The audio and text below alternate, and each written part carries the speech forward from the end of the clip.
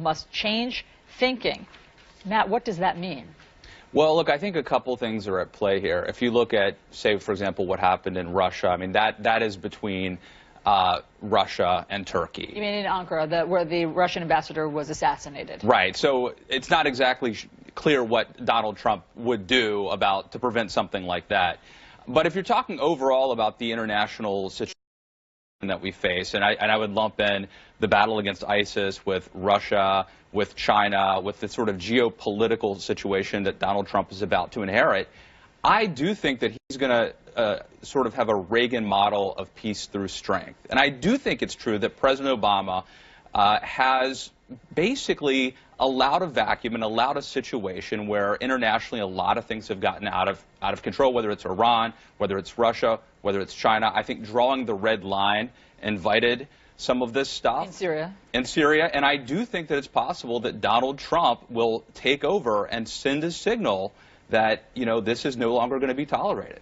So, Clarissa, let's get your take. You're in Moscow right now, and of course, the government there shares the perspective of our president-elect here that just call all of this the same thing. It's all terror, it's all Islamic jihadi terror, and it is weakness to say otherwise. Don't burden this with complexity. But in covering the issue the way you have, what do you see as the best way forward?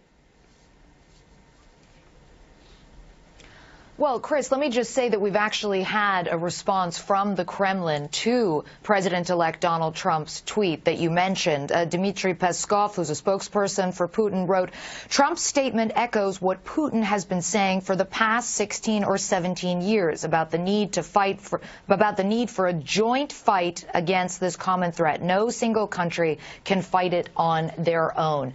In terms of your larger question about the best way to tackle it, I don't think anybody exactly knows, because there isn't a sort of one-size-fits-all answer to eradicating terrorism. And the three examples that President-elect Trump gave, one example was in Zurich, where 3 Muslims were shot in a mosque. One is a situation in Turkey between Russia and Turkey based on the atrocities playing out in Aleppo that, frankly, could any one of a number of millions of Muslims who feel horrified by the atrocities that they have seen taking place in Aleppo. That does not necessarily fall into the rubric in a classical sense of a sort of ISIS or militant attack. And then you have, of course, the attack that we saw in Germany. Horrifying again, deadly again, difficult to solve again. But none of these 3 attacks really fall into the same category. So it becomes very difficult, I think, to talk about just taking a blunt instrument to the entire situation or to the entire problem. The Russians have gone with the sort of theory of Tacitus, right? I have created a desert and named it peace. The idea being that you bomb it into submission, you bomb it until there's nothing left except for peace. Well, that may work in Chechnya and it may yet work in Syria, but there are repercussions for those kinds of actions, as we saw in Ankara, Chris. Abby, Mr. Trump did not mention Yemen, where a suicide bomber killed 50 people, but is it overly ambitious, overly optimistic to think that there is a way to stop 4 disparate attacks, Turkey, Yemen, Switzerland, Germany, 4 individuals? This seems like a very tall order. Well, it's worth noting also in Trump's statements that he called out terror attacks against Christians, but didn't mention that several of the attacks that we saw yesterday were brought out against Muslims, and that Muslims are in fact some of the greatest victims of terrorism around the world.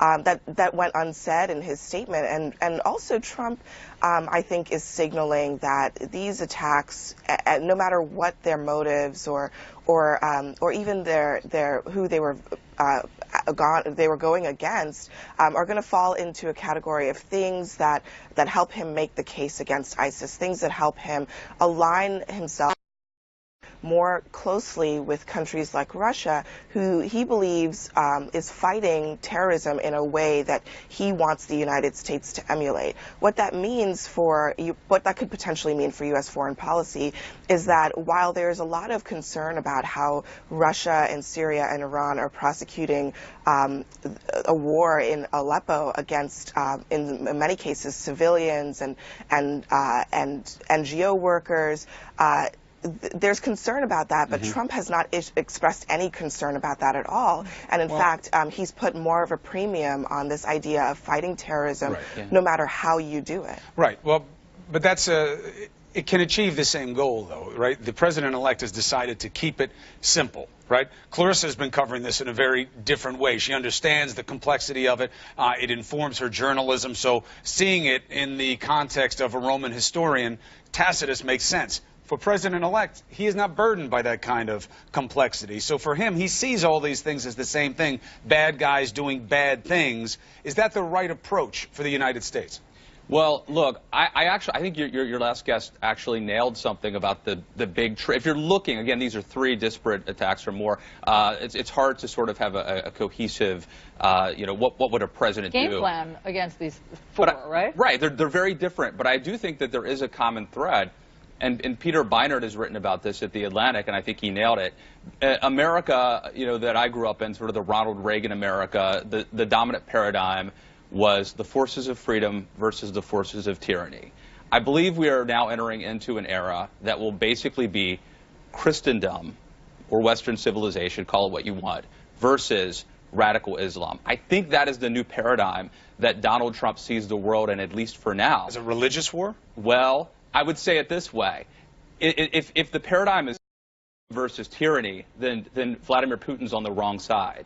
If the defining, fight of our time is between the forces of Christendom and Western civilization versus radical Islam, now all of a sudden Vladimir Putin is an ally in that struggle. And that seems not a big embracer of Christianity, by the way. Well, ostensibly, obviously he's a former KGB agent, was part of the Soviet Union, who were atheists, but he is sort of hearkening back to the church and trying to create this basically a war, and it's not create, this war exists between radical Islam and the forces of Western civilization. Now this, I think it's a crazy sort of alliance because I'm not a big Putin fan, but the argument here is that radical Islam poses an existential threat, and just as America teamed up with Joseph Stalin to defeat Nazism, Donald Trump will now team up with Putin.